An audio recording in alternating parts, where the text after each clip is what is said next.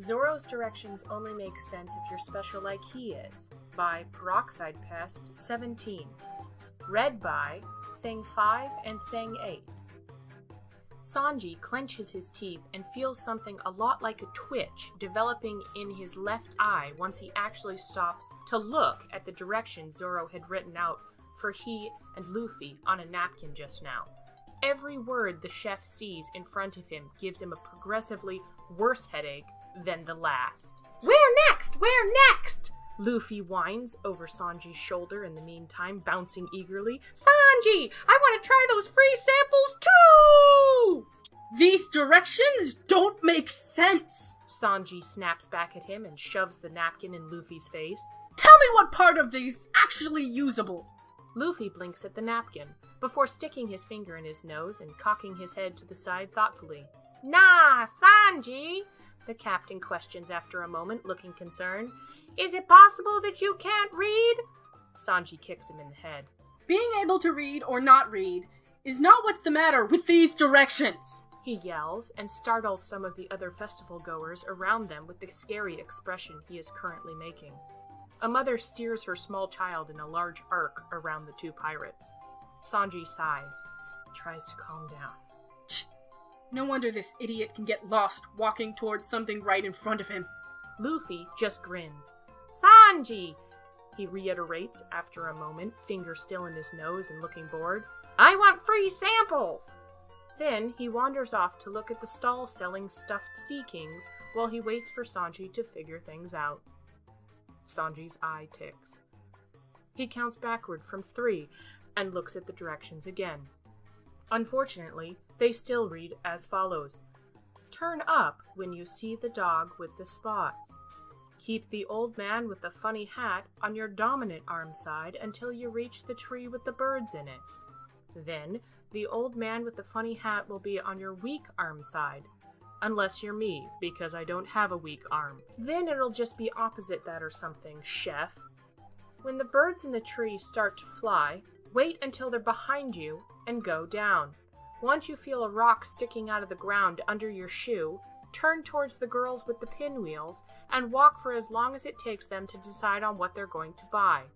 The stall next to the signpost I bumped into when I turned to avoid that crazy-eyed old woman with the masks is the one with the free meatball samples. Just take the plate. It's easier than waiting for toothpicks.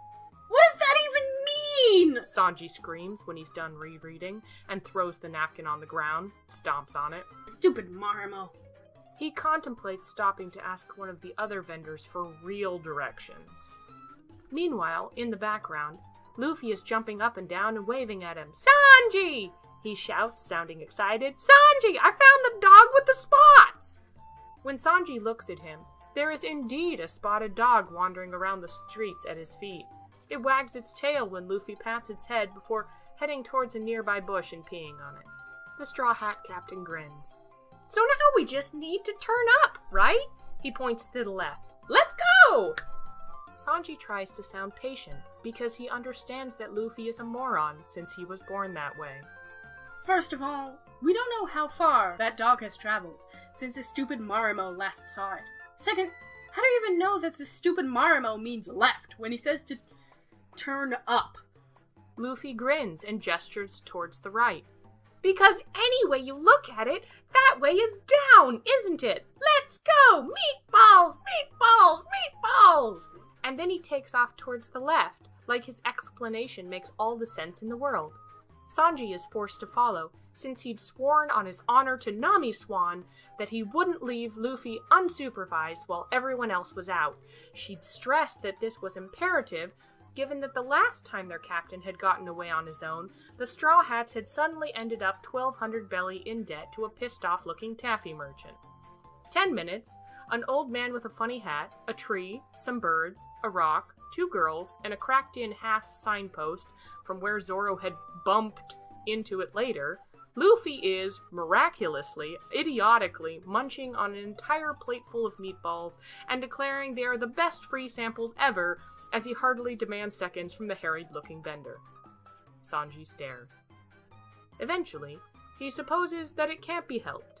It's not anyone's fault that Zoro and Luffy are the only people in the crew who can fluently understand dumb speak, after all. Sanji manages to drag a protesting Luffy off of the stall after plateful number 3.